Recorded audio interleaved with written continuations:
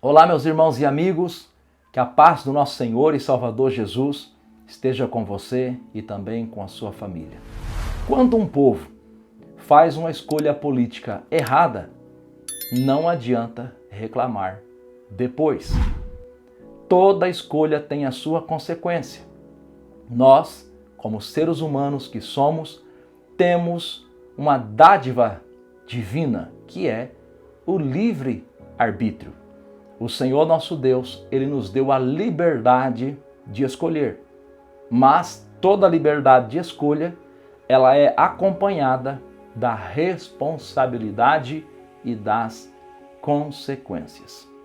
A palavra do Senhor Deus diz no primeiro livro do profeta Samuel, capítulo 8, versículo 18, o seguinte: Então, naquele dia, clamareis por causa do vosso rei, que vos houverdes escolhido, mas o Senhor não vos ouvirá naquele dia.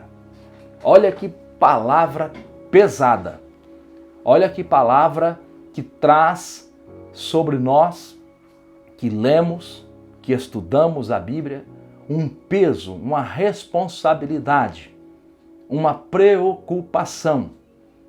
Dentro do contexto desta referência que nós acabamos de ler, Israel estava reclamando com o profeta Samuel, porque naquele tempo o Senhor Deus ele governava Israel de forma teocrática. Deus ele usava-se de profetas, de juízes, de homens usados por ele para governar Israel. Só que Israel não queria mais esse tipo de governo.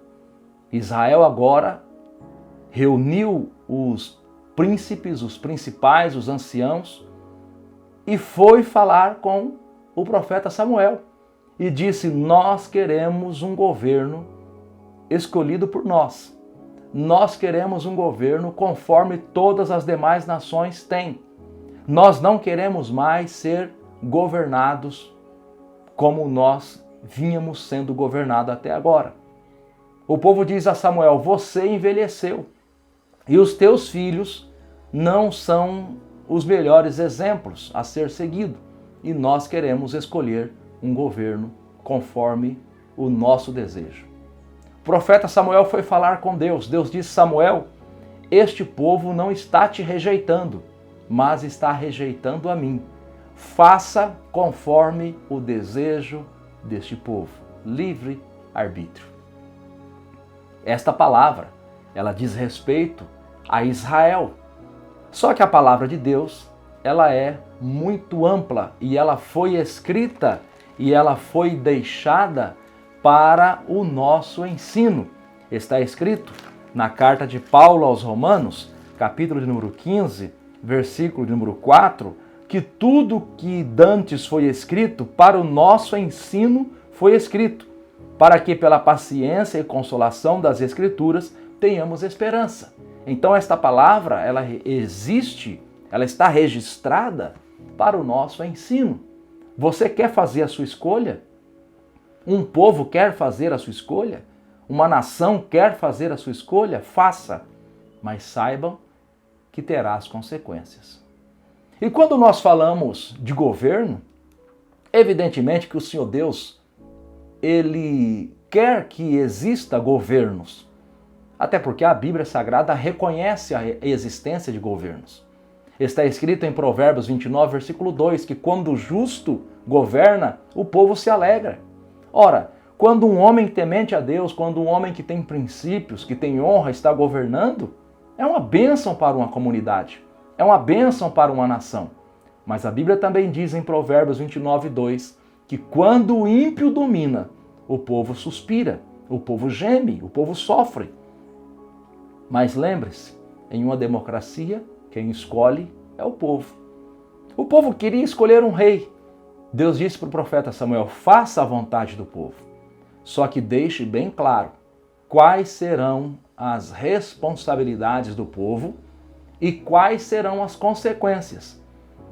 Eu não vou ler aqui para não ficar um vídeo muito longo, mas depois você pega a sua Bíblia e leia primeiro livro do profeta Samuel, do capítulo 8, versículo 11 até o versículo 17, você vai ver que as consequências daquela escolha traria mais danos a Israel do que benefício. Os homens de Israel teriam que dar os seus filhos para serem servos do rei. Parte das propriedades o rei tomaria para si, para ser propriedade real. Os homens, a partir daquele momento, iriam precisar pagar tributo, pagar imposto ao rei. O rei iria usar as filhas daqueles homens para ser suas servas, cozinheiras, babás, enfim. Imagine aí todo tipo de trabalho que uma mulher possa desenvolver. O rei teria um poder sobre o povo. E se este poder fosse usado para o bem, glória a Deus. Mas o problema é que na maioria das vezes o poder na mão do político é usado para o mal. Olha o que está acontecendo com o nosso país.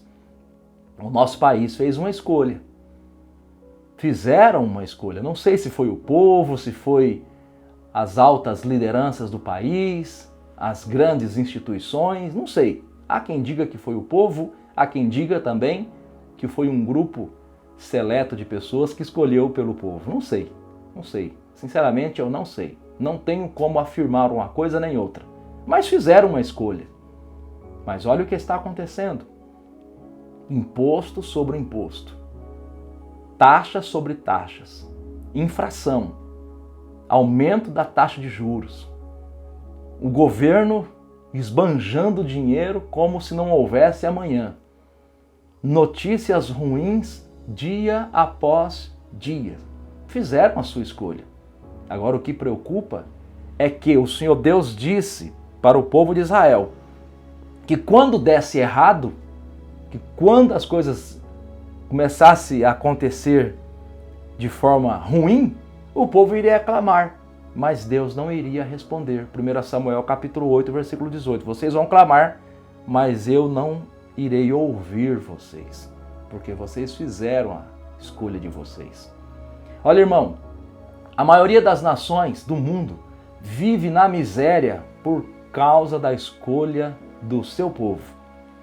Por que uma nação é rica e a outra é pobre? Se o planeta tem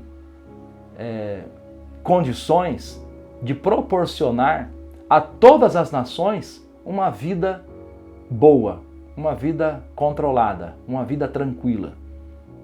Você quer um exemplo muito claro? Pega os Estados Unidos. Por que os Estados Unidos é um país próspero e você tem o México do lado, que desfruta praticamente do mesmo território, das mesmas condições, e é um país em desenvolvimento? Um país de terceiro mundo, de segundo, terceiro mundo. Por que você tem pessoas que migram de um país para o outro? Por causa dos seus governos.